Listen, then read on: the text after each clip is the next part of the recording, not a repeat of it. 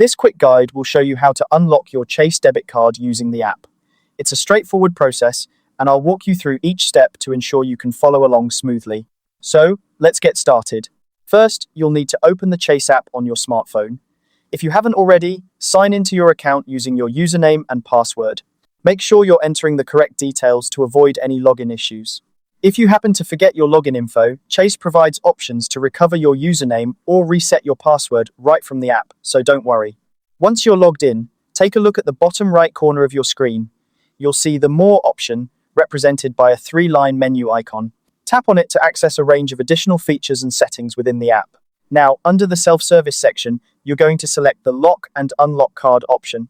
This is where all your card management tasks are handled, so it's an essential feature to be familiar with if you regularly manage your finances through the app.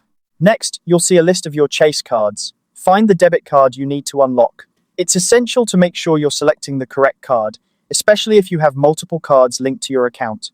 Taking a moment to verify this can save you from any mix-ups later on. Once you've located the correct card, you'll notice a switch next to it. To unlock your card, simply toggle this switch. It's a quick action, but very critical.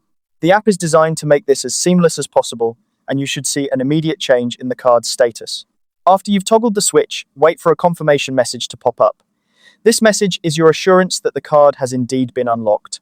It's a good practice to always look for this confirmation to ensure that the action was successful. If you don't see it immediately, give it a few moments and check again. And there you have it. Your Chase debit card is now unlocked and ready to use again.